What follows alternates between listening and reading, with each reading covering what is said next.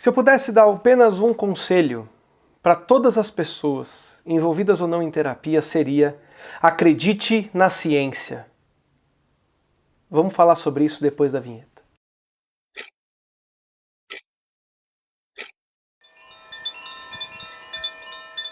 Olá, seja muito bem-vinda, muito bem-vinda a mais um vídeo aqui no canal Hipnoetos, hoje falando sobre ciência. Aproveita que você está aqui, se inscreve no canal, terça-feira sim, terça-feira não, eu gravo vídeos comigo ou com convidados falando sobre princípios de terapia, falando sobre hipnose, falando sobre psicologia, filosofia, como o vídeo de hoje. Também quinta-feira tem a série Autoterapia, falando sobre princípios e ideias que a gente ensina no consultório para os nossos clientes, eu como terapeuta e vários dos meus colegas, que eu acho que podem ajudar mais pessoas. Toda sexta-feira tem saído vídeo de hipnose guiada, então vejam os vídeos de hipnose guiada. Lá nos vídeos ou mesmo aqui, comente alguma hipnose que você gostaria de que fosse gravada ou que fosse conduzida aqui no canal. E eu queria falar com vocês sobre ciência. E sobre o pensamento científico e sobre a importância do pensamento científico na sociedade contemporânea. Esse foi um tema que foi se tornando cada vez mais urgente, apesar dele sempre ter sido importante.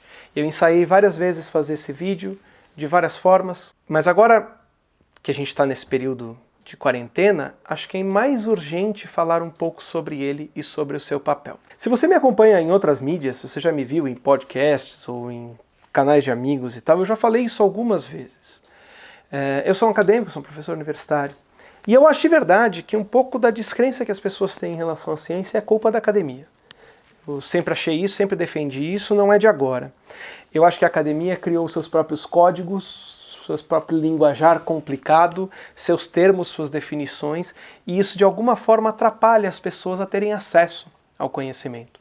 O conhecimento poderia ser mais, não simplificado em termos dos seus conceitos, mas em termos da sua linguagem mesmo, para que mais pessoas pudessem entendê-lo. O papel de um professor, em última instância, é sempre esse, né? É o de tentar traduzir para uma linguagem quase humana aquilo que é escrito num código, numa linguagem estrita do meio acadêmico e tal. Ao mesmo tempo que isso é verdade, também é verdade que não ajuda em nada a sociedade o quanto a gente desacredita e o quanto a gente desaprova os princípios científicos. Porque é muito diferente a noção de ciência da noção de dogma. Porque a noção de dogma é aquilo que é verdade porque é, e a gente não tem o que fazer a respeito. Quando a gente fala de dogma em contraponto ao pensamento científico, é sempre essa noção. É verdade a priori, é verdade porque sim, é verdade porque uma autoridade disse, porque um livro falou, porque uma inspiração veio e trouxe. E essa verdade não está passível de discussão e de evolução e de desenvolvimento. A natureza da ciência é uma natureza muito diferente nesse sentido, porque ela é uma natureza incremental. O meio acadêmico como um todo é um meio naturalmente incremental. O modelo acadêmico elementar vai falar de algumas coisas. Primeiro, da revisão entre pares. Então, a gente não constrói nada, nenhuma ideia no meio acadêmico que não passe pelo crivo de outras pessoas que terão a obrigação de bater na nossa ideia. Isso é um contrassenso em relação ao que é o pensamento dogmático. Entra numa questão um pouco condescendente, aquela coisa de não, mas acredita quem quer, ninguém precisa acreditar em nada. Tudo bem, é verdade que todo mundo pode acreditar naquilo que quiser, agora existem coisas que procedem, existem coisas que não procedem, né? E no meio acadêmico a gente está muito contrário sobre o que a gente acredita. Na verdade, o método básico de produção de conhecimento acadêmico como um todo, a noção de ciência é um pouco mais específica, mas a gente já fala sobre ela, mas qualquer conhecimento acadêmico, e todo conhecimento científico não deixa de ser um conhecimento acadêmico, é construído da seguinte forma: eu escrevo uma ideia, e o resto da sociedade, da comunidade, né, da sociedade como um todo, mas da comunidade acadêmica em particular, passa a vida batendo nessa ideia. E a ideia é colocar essa ideia à prova para que os outros rebatam. E isso vai sendo rebatido, rebatido, rebatido, rebatido. Com isso, muitas ideias vão caindo por terra, muitas ideias vão não sendo importantes ou não sendo relevantes. Algumas vão prevalecendo, e a essas ideias que vão prevalecendo, nós tratamos como corpo do conhecimento acadêmico. E isso não quer dizer que elas não vão ser rebatidas daqui a 10 anos, 20 anos, 6 meses, eu não sei. Mas até agora é o melhor que a gente conseguiu, e todo mundo tem consciência disso. Agora, repara como isso é mais valioso e mais pertinente do que você simplesmente criar um monte de frases soltas e estabelecer essas frases. E dizer assim, ah não, isso aqui acredita quem quer, não tem importância. Eu não estou tirando o valor da crença, eu mesmo tenho crenças em várias coisas que não tem nada a ver com princípios acadêmicos nem nada. Agora, essas são apenas as minhas crenças, elas não devem ter mais importância do que aquilo que a gente tem uma robustez maior sobre a procedência, né? Aquilo que a gente pode falar, olha, realmente, eu não sei se isso é verdade, mas até agora ninguém conseguiu refutar esse tipo de posicionamento. E essa mentalidade do pensamento acadêmico vai tornando esse pensamento mais robusto. E vai se formando, principalmente, algumas falsas equivalências. Antes da gente falar das falsas equivalências, vamos falar especificamente sobre ciência, porque ciência é ainda mais específica. Para que o que a gente chama de ciência hoje em dia, e aí o pessoal vai chamar, em inglês eles falam de ciências duras, hard science versus soft sciences. O soft science seria o conhecimento acadêmico que a gente pode chamar de não científico. Eu parto de um jeito mais simples, eu chamo de ciência aquilo que é positivismo, e aquilo que não é positivismo eu chamo de conhecimento acadêmico, com todo o valor que o conhecimento acadêmico tem, sem desmerecer o conhecimento acadêmico. O positivismo parte basicamente de duas premissas. Para que algo seja considerado ciência, ele precisa ser replicável e ele precisa ser falseável. O que isso quer dizer?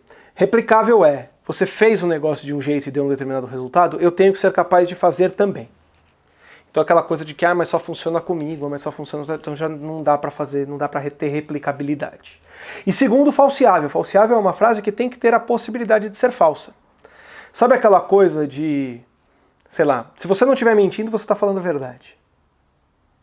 Ora, isso não é falseável, né? Porque isso vai ser sempre verdadeiro, né? Vou dar um exemplo menos óbvio. Se você tiver força de vontade suficiente, você consegue sair dessa. Repara que essa frase nunca pode ser falsa. Porque se você não sair dessa, obviamente é porque faltou força de vontade. Então, se essa frase não pode ser falsa, a gente não pode colocá-la no campo do científico. Percebe? Porque o campo do científico está preocupado com coisas que podem ser consideradas falsas ou não. Então, por exemplo, se eu fizer determinado comportamento, se eu criar determinado estímulo, essa pessoa vai se comportar de uma determinada forma. Isso tem toda a cara de falsabilidade, porque ela pode se comportar dessa forma, pode não se comportar dessa forma.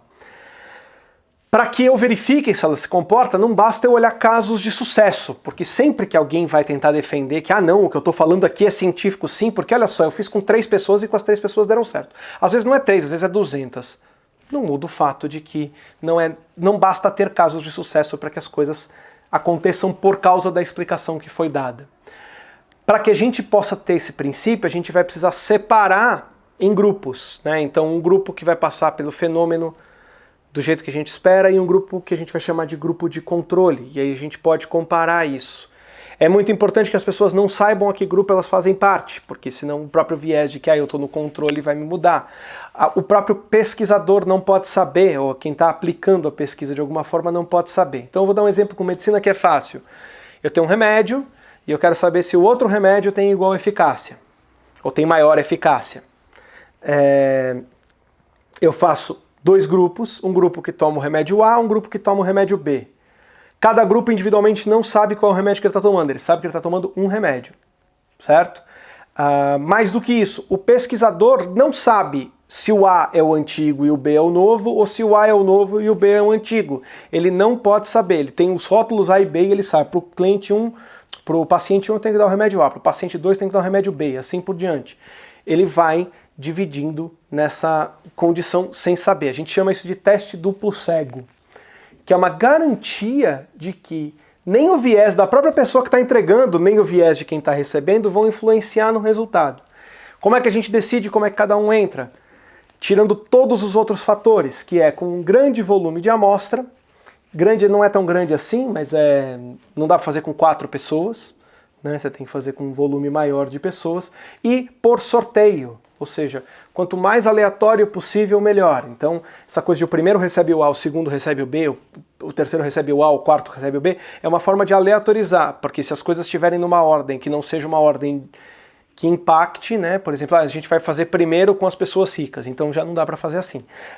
Ou a gente vai fazer primeiro com as pessoas mais velhas, então já não dá para fazer assim. Agora, se você faz por ordem alfabética, por exemplo, ou por ordem de entrada no hospital, ou sei lá, pelo ordenando o número do CPF ou do RG das pessoas, já começa a ficar bem mais aleatório, percebem?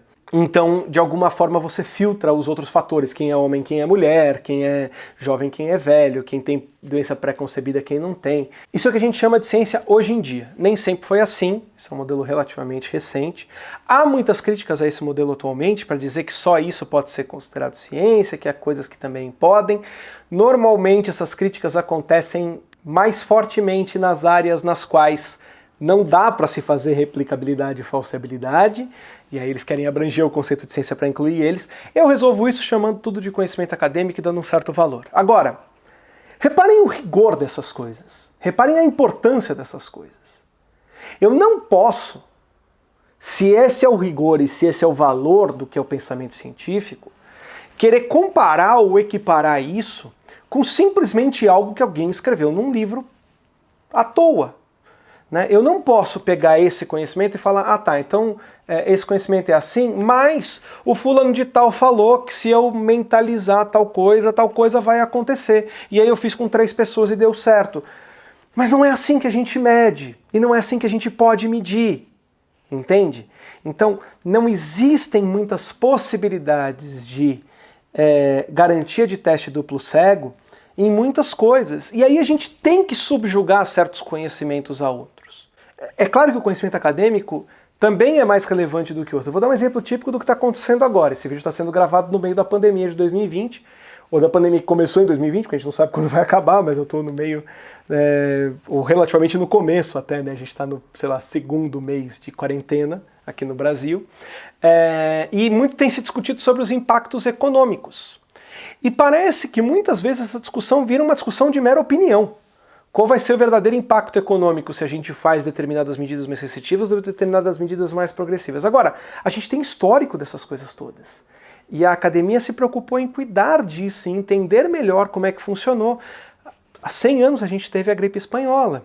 Tem todos os dados das recuperações históricas. Muito contrassensuais e muito controversos com o que muita gente tem defendido.